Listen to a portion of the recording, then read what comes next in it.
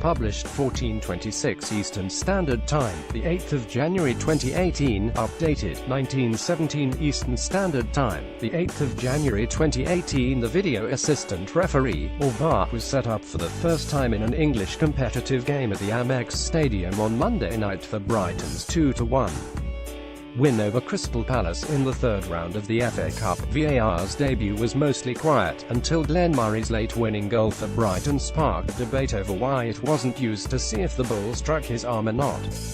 As replays were shown on the big screens at the Amex Stadium, the Crystal Palace away supporters demanded a review which never came. Andre Marriner was the man in the middle during VAR's debut at the Amex on Monday night. Glenn Murray's winner was the only real moment of contention during the FA Cup clash. Referee Andre Marriner was backed by assistant Neil Swarbrick, who was watching the game on television in the Premier League's West London studio, and former referee Graham Powell believes they made the right call on the late goal. Officials were able to use between 12 and 15 camera angles, plus 4 cameras in each goal, to try to ensure the right decision was made during Brighton's win over Palace, but opted not to use the technology for Murray's winner. VAR applies to 4 key areas: goals, red cards, penalties or cases of mistaken identity, which disrupt the flow of the game. The on-field referee can also request a pitch-side review of an incident or decision from the VAR if he himself is unsure about a decision. This could have happened in the Nottingham Forest v Arsenal game, where John Moss and his assistants appeared unsure if Kieran Dowell had touched the ball twice as he slipped over taking a penalty. The VAR watched the game away from the stadium, with a bank of TV feeds from the match. There was no feed available of the video review either for TV viewers or those in the ground. There was no feed available of the video review either for watchers on TV or for those inside the stadium. It is kept for the referees only. Fans will therefore only know if the video is in use by observing the referee's signal, drawing a rectangle in the air with his fingers, as well as a VAR review sign appearing on stadium screens, and the delays to play. Also controversial is the fact a review can take around 2 minutes. Clear errors are usually quite obvious and the time is often shorter, but there have been major problems in Italy and Germany, where some are unconvinced by the technology. Juventus coach Massimiliano Allegri complained that the game was turning into baseball. On average, a VAR call is made every 3 games where it is available.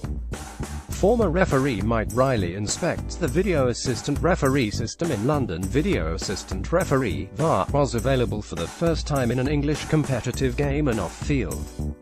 Official can inform the referee about incidents relating to goals and red cards. After all the build-up, the video referee had a fairly quiet introduction to the English game on Monday night. The only real incident of note, aside from the routine check after the first 2 goals, was Murray's late winning goal, which some suggested struck his arm. However, I don't think the ball hit Murray's arm, and it's not a clear and obvious error, so they wouldn't need to intervene on that. The ball did not appear to strike Murray's arm, however, and it looked to be the right decision. The goal stood and Brighton sealed a 2-1 win over Palace to book the place in the next round, so the match actually accurately reflected what the video referee is about. It is only used if absolutely necessary, and if a decision is obviously incorrect, the video referee will not intervene in grey areas. In football, we must always try and maintain the referee's integrity, so it won't just be used freely for the sake of it. There will be lots of games, like this one, where it isn't required, particularly as we are fortunate to have a high standard of officiating in this country. Rio Ferdinand, speaking on BT Sport's coverage of the match, said the images were inconclusive on whether it was handball or not by Murray. You'll have all the fans from Crystal Palace saying, "Why wasn't the other angle looked at?" Ferdinand said, "We've got the Palace fans in the away end here who were asking us whether it was handball or not, and the pictures we saw were kind of inconclusive in some respects. I thought initially it was definitely from off his knee, but if we had another angle maybe you'd be able to see the other side if it's off his arm as well." The debate is still there. Brighton players celebrate after Murray's goal secured a 2-1 victory over derby rivals Palace. "We've got human error, we've got the visuals and the different pictures after, and it's still inconclusive," his co-pundit Stephen Gerrard said. He couldn't tell if the ball brushed Murray's arm or not, and insisted it was crucial that VAR had every angle available to make the right calls on the big decisions. "I think it definitely clipped his knee first," he told BT Sport. whether it brushed his arm or not, but I don't think there was any intention there from me. The goal should have stood and they've got it right. Mariner fielded questions from Crystal Palace players after Murray's late winning goal, but it is important that VAR have every single angle possible to make these big decisions.